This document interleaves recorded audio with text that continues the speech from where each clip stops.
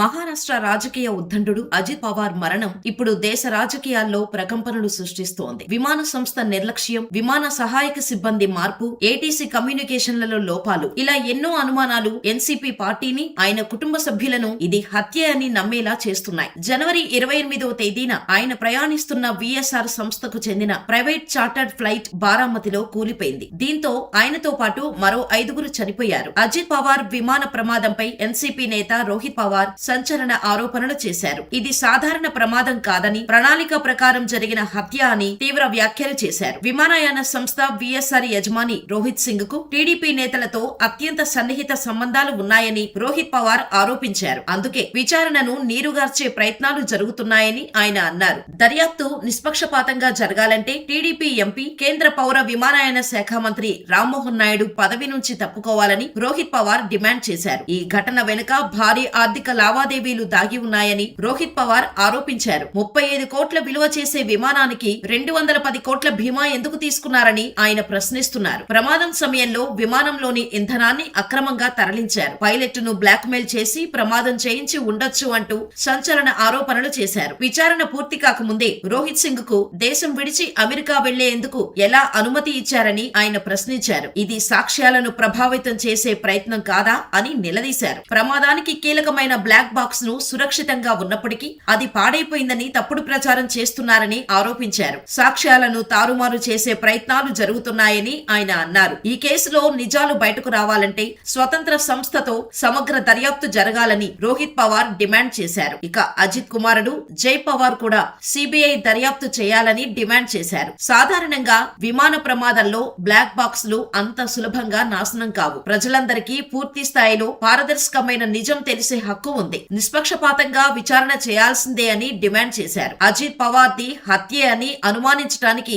ఇప్పుడు మరొక అంశం కూడా బయటపడింది. అజిత్ పవార్ మృతి చెందిన రోజున మహారాష్ట్ర మైనారిటీ శాఖ మైనారిటీ పాఠశాలలకు సంబంధించిన 75 ఫైళ్లను క్లియర్ చేయడం పలు అనుమానాలకు తావిస్తోంది. అయితే మైనారిటీ శాఖ అజిత్ పవార్ వద్దే ఉండేది. దీంతో ఈ వ్యవహారంలో మహారాష్ట్రలో తీవ్ర చర్చనీయాంశంగా మారింది. ఒకే రోజు ఇలా ఫైల్స్ క్లియర్ చేయడంపై అటు ప్రతిపక్ష నేతలు ప్రభుత్వంపై తీవ్ర ఆరోపణలు చేస్తున్నారు. ఈ ఫైళ్లలో మైనారిటీ విద్యా సంస్థలకు గుర్తింపు, ఆమోదాలకు సంబంధించిన ప్రతిపాదనలు ఉన్నాయని తెలుస్తోంది. అయితే అజిత్ పవార్ వద్దే మైనారిటీ శాఖ ఉంది. ఆయన ఛార్జ్ తీసుకున్న తర్వాత దాదాపు 2 ఏళ్ల కాలంలో మైనారిటీ శాఖకు సంబంధించిన కొన్ని నిర్ణయాలను ఆయన పక్కన పెట్టినట్టు సమాచారం. ముఖ్యంగా మైనారిటీ విద్యా సంస్థలకు సంబంధించి సర్టిఫికెట్స్ ఇవ్వలేదనే ఆరోపణలు ఉన్నాయి. దీంతో తాజాగా ఈ పరిణామం రాజకీయంగా, పరిపాలనా వర్గాల్లో తీవ్ర ప్రశ్నలను లేవనెత్తింది. ఒకే రోజులో ఇంత పెద్ద సంఖ్యలో ఫైళ్లను అకస్మాత్తుగా క్లియర్ చేయడంలో అవకతవకలు జరిగాయని ప్రతిపక్ష పార్టీలు ఆరోపించాయి. రాష్ట్ర పరిపాలన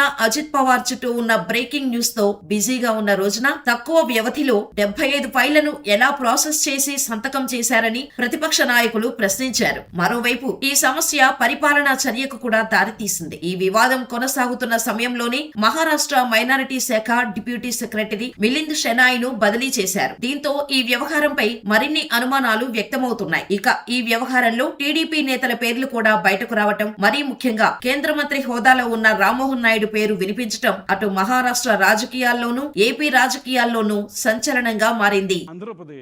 आंध्र प्रदेशचे टीडीपी या पक्षाचे प्रमुख नेते ते कोण मी सांगणार नाही. पुढच्या काही ह्याच्यामध्ये मी सांग, मला माहिती आहे का, ते 100% माहिती आहे. टीडीपीचे एक प्रमुख नेते त्या लग्नाला रोहित सिंगच्या VSRचा जो मालक आहे त्याच्या लग्नाला राजस्थानला हे गेले होते. मग VSRच्या मालकाच्या मुलाच्या लग्नाला तुम्ही तिथं जाता आणि आज VSR या कंपनीवर जेव्हा ऑब्जेक्शन घ्यायचं असतं, त्याचे ऑपरेशन बंद करायचे असतात, तेव्हा तिथं मंत्री महोदय टीडीपी या पक्षातले या देशाचे जे एव्हिएशन मिनिस्टर आहेत ते कुठेतरी म्हणतात no safety concern with Lear jet aircraft VSR venture aviation minister. का ऑब्जेक्शन आम्ही नाही घेतलं पाहिजे? का दादांचा अपघात झाल्यापासून, का घात झाल्यापासून आतापर्यंत या राज्याचे सुद्धा मंत्री VSRली प्रवास करतायत? का आतापर्यंत इतर राज्यांमध्ये सुद्धा VSR चालू आहे? का? प्रश्न आहेत ना. आमचं धडधडीत डायरेक्ट म्हणणं आहे की सत्तेतले बरेचसे लोक हे VSRच्या मालकांच्या निगडीत आहेत. काही लोकांचे व्यवसाय आहेत. हैदराबादचा एक कुठला तरी मोठा व्यावसायिक आहे, तो कोणाच्या जवळ आहे याच्या खोलात सुद्धा मी जात नाही. त्याची 2 विमानं आहेत आणि दोन्ही विमानं VSRच्या नावाली आहेत. आणि आज सत्तेत जे लोक आहेत त्याच्या जवळ असणारा तो माणूस आहे आणि कदाचित त्या माणसाकडे तिकडं त्या भागातलं एक छोटंसं पोर्ट सुद्धा असावं त्या राज्यातलं, फक्त एकच आहे, बाकी कुठले पोर्ट त्याचे नाहीत. मग कोण आहे हा माणूस? तिथं कोणाची सत्ता आहे? आणि ती सत्ता तिथं त्या ठिकाणी असताना त्या TDP या पक्षाचे नेते जर रोहित सिंगच्या लग्नाला तिथं जात असतील आणि TDPचाच नेता आज जर तिथं एव्हिएशन मिनिस्टर असेल आणि VSR कंपनी आतापर्यंत बंद होत नाही, त्याचे ऑपरेशन तसेच चालू राहतात, कागदपत्र त्या ठिकाणी रिअलाइनमेंट करणं नाही तर त्याचं मॅन्युप्युलेशन करणं असं आमचा त्याच्यामध्ये म्हणणं आहे. आणि आज रोहित सिंग आहे कुठं? आज रोहित सिंग भारतामध्ये नाही. अपघात झाल्यानंतर मायामी अमेरिकेमध्ये तो गेलाय. त्यांची दुबईमध्ये सुद्धा कंपनी आहे, अमेरिकेमध्ये सुद्धा कंपनी आहे. ही सगळी विमानं टप्प्याटप्प्याने हे दुबईच्या आणि अमेरिकेच्या कंपनीमध्ये ट्रान्सफर केली जातील.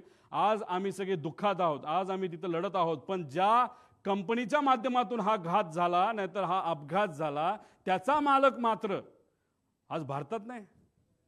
त्याला कुणी मदत केली बाहेर जाण्यासाठी? कुणी त्याचा तिथं इन्व्हेस्टिगेशन लगेच करून त्याला लगेच ताब्यात घेऊन लगेच तुम्ही इन्व्हेस्टिगेशन आहे तर त्याचं तिथं चर्चा करून आणायला पाहिजे होती. पण हे महाशय गेले कुठं? तर मायामी अमेरिकेमध्ये त्या ठिकाणी गेलेले आहेत. आता ही बातमी एक ग्रेट आंध्रा नावाचा पेपर आहे, AP minister bought private jet, त्या जेटचं मला पॅटर्न सुद्धा माहिती आहे, त्याचं मॉडेल सुद्धा मला माहिती आहे, ते कोणाचं आहे हे तिथले लोक आपल्या सर्वांना त्या ठिकाणी त्या राज्यात सांगतील. माझं मत आहे की या VSR कंपनीला मुद्दामून वाचवण्याचा प्रयत्न केला जातोय. एवढा मोठा माणूस महाराष्ट्राचा नेता गेल्यानंतर सुद्धा या सत्तेत असणारे काही लोक मुद्दामून या मालकांना वाचवत आहेत. म्हणजे दादा गेलेत याचं दुःख यांना नाही, पण पैसा आपला वाचला पाहिजे, मैत्री आपली टिकली पाहिजे या अनुषंगाने VSRला मदत करतात. म्हणून आमचं मत आहे की आज नाही तर उद्या VSR कंपनीला बंदी घातली पाहिजे आणि इन्व्हेस्टिगेशन करत असताना त्याच्यामध्ये सुद्धा काही चेंजेस केले गेले पाहिजे. त्याच्यामध्ये तुम्ही 5 कुठले तरी घेतले, CBIला देताय, चांगली गोष्ट आहे, CID तर आहेच, पण याच्याच बरोबर एक वर मॉनिटरिंग एजन्सी आम्हाला असावी. राज्यात विरोधी पक्ष नेत्यांना त्याच्यात घ्यावं. दुर्दैवाने महाराष्ट्रात कोणी विरोधी पक्ष नेता नाही, पण हा विषय फार मोठा आहे.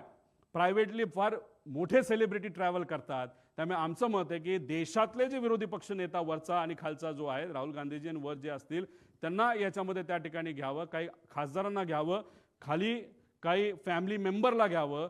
तो जो पक्ष आहे जो बाधित आहे, नाही तर अजितदादा ज्या पक्षाचं प्रतिनिधित्व करत होते त्यातल्या काही लोकांना घ्यावं, पण त्यातले काही खूपच एव्हिएशनच्या अनुभवी लोक आहेत, त्यांचं काय करायचं हा निर्णय त्यांनी त्या ठिकाणी घ्यावा.